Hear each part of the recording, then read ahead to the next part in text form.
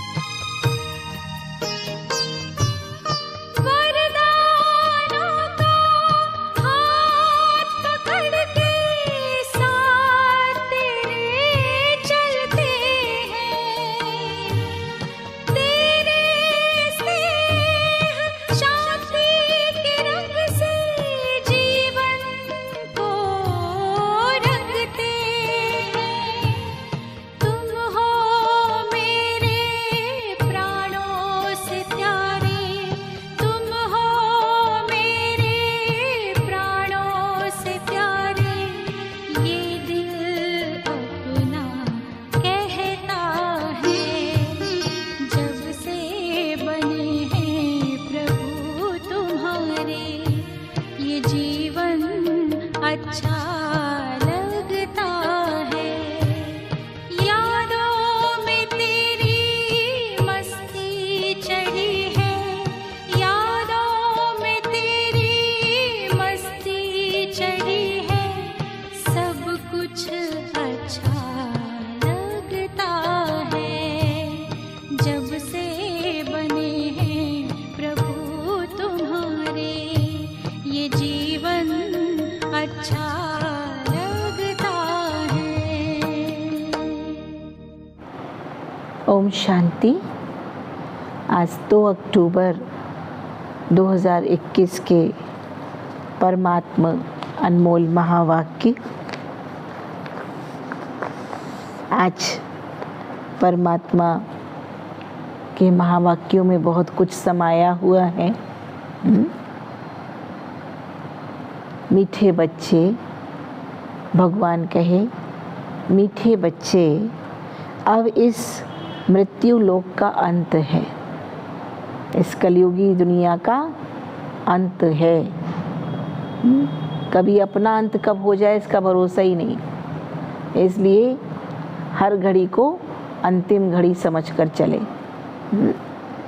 मीठे बच्चे, अब इस मृत्यु लोक का अंत है, अमर लोक की स्थापना हो रही है। परमात्मा क्या कर रहे हैं? अमरपुरी, अमर लोक या सतयुगी सृष्टि की स्थापना कर रहे हैं। वक्त के पर्दे के पीछे अपने बच्चों का श्रेष्ठ श्रृंगार कर रहे हैं। जैसे पर्दा होता है ना, पहले आगे पर्दा होता है, पीछे क्या होता है?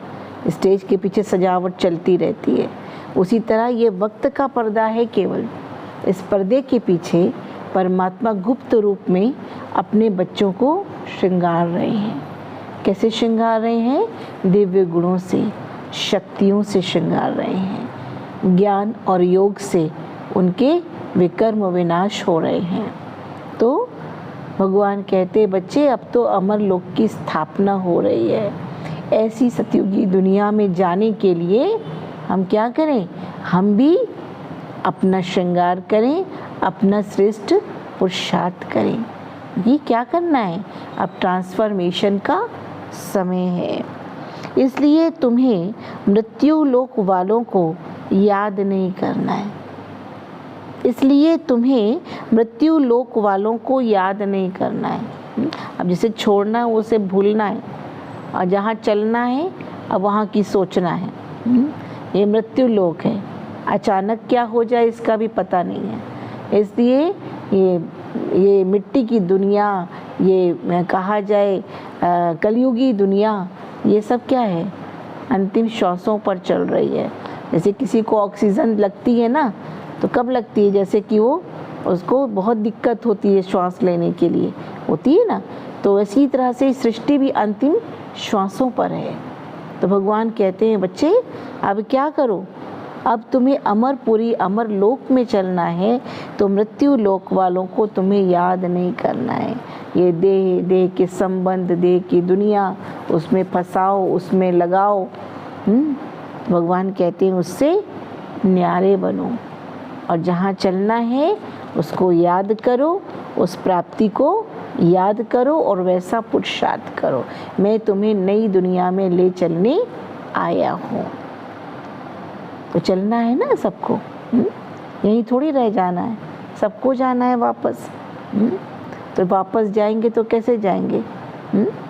अपने आप को भरतू करके जाएंगे ना, कुछ दिव्य गुणों को, श्रेष्ठ संस्कारों को अपने अंदर भर के चलेंगे ना, तब तो हम ऐसी सतयुगी दुनिया में जाएंगे।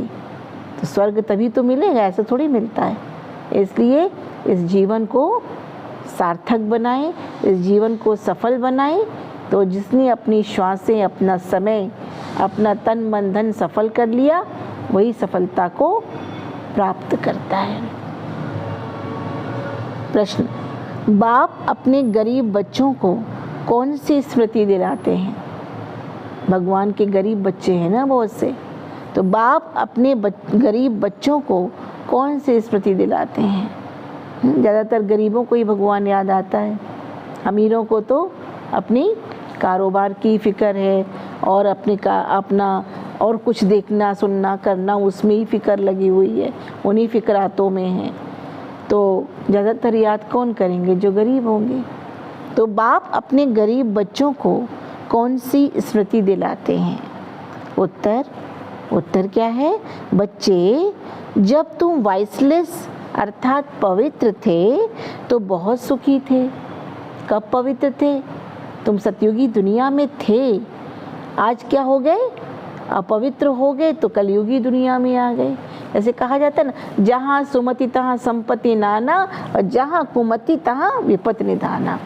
तो अभी क्या हो गई? विपत्तियों में गिर गए, संपत्तिहीन हो गए, चरित्रहीन हो गए, है ना? कैसा हो गया? तो अभी भगवान कहते हैं, जब तुम वाइसलेस अर्थात पवित्र थे तो बहुत सुखी थे। तुम्हारी जैसा साहूकार दूसरा कोई नहीं था। तुम सतयुगी देवता थे, सारे विश्व पर राज्य करते थे। ये भारत क्या था? स्वर्ग था। तो तुम कैसे थे? बहुत साहूकार थे। तुम्हारे जैसा साहूकार दूसरा कोई नहीं था। तुम अपार सुखी थे। धरती आसमान सब तुम्हारे हाथ में था।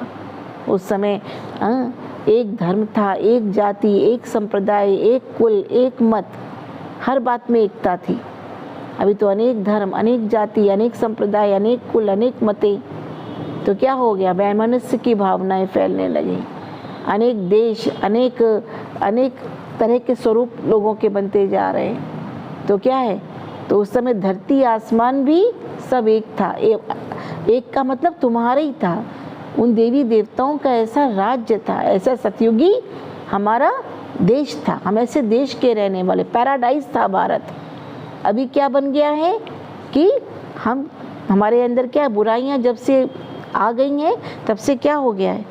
हम कहाँ से कहाँ आ गए हैं। बिल्कुल राइज एंड फॉल की कहानी है, अप एंड डाउन की कहानी है, असेंडिंग और डिसेंडिंग प्रोसेस है ये पूरा। कहाँ थे और कहाँ आ गए। तो भगवान कहते धरती आसमान सब तुम्हारे हाथ में था। आजकल तो आसमान का भी बंटवारा है। हमारे आसमान के ऊपर तुम्हारा प्लेन नहीं जाना चाहिए, तुम्हारा कोई और चीज़ नहीं जाना चाहिए। ये पानी मेरा है, ये जल मेरा है, ये नदियों का बंटवारा है, ये धरती का बंटवारा है, ये आसमान का बंटवारा है। उस समय तो सब कुछ तुम बच्चों का था। अब बाप तुम्हें फिर से साहूकार बनाने आए हैं। फिर से साहूकार बनाने आए हैं। भगवान तुमको फिर से माला माल करने आए हैं। लेकिन उसके पहले क्या करना है? स्व परिवर्तन करना है। स्व परिवर्तन से ही विश्व परिवर्तन संभव है। गीत है, नयनहीन को राह दिखाओ प्रभु, पग पग ठोकर खाऊं। हे प्रभु, हम नयनहीन को राह दिखाओ। हम तो पग पग ठोकर खा रहे हैं। भक्ति में गाते आए ना, हम ठोकर खा रहे हैं। नयन तो हैं, लेकिन फिर भी नयनहीन क्यों कह रहे हैं? क्योंकि ज्ञान के नेत्र हमारे बंद हैं, हमारे दिव्य चक्षु बंद हैं, हमारे ज्ञान का तीसरा नेत्र क्लोज्ड है। तो हम इसलिए नयनहीन हैं। और गा रहे गीत, नयनहीन को राह दिखाओ प्रभु, पग पग ठोकर खाऊं। यहाँ वैसे नयनहीन की बात नहीं है जो अंधे हैं। यहाँ पे आध्यात्मिक अर्थ क्या? सभी इस समय नयनहीन हैं, सबके दिव्य चक्षु बंद हैं, अर्थात ज्ञान के चक्षु बंद हैं। तो परमात्मा के राह दिखा भी रहे हैं, लेकिन हम देखना नहीं चाह रहे हैं। तो गलती किसकी है? हमारी ही तो है ना। अच्छा, मीठे मीठे सिक्के लदे बच्चों प्रति माता पिता बाप दादा का याद प्यार और गुड मॉर्निंग। रूहानी बाप की रूहानी बच्चों को नमस्ते। हम बच्चों की भी रूहानी बाप को याद प्यार और नमस्ते, गुड मॉर्निंग। धारणा के लिए मुख्य सार, धारण क्या करना है? एक बाप से बेहद का वर्षा लेना है। एक परमात्मा से ही बेहद का वर्षा लेना है। वर्षा माने प्रॉपर्टी। कोई पिता अपने बच्चों को प्रॉपर्टी देता है, पिता अपने बच्चों को जायदाद देता है, होता है ना। जैसा भी पिता है, अमीर पिता है तो ऐसा जायदाद देगा, गरीब है तो वैसा जायदाद देगा।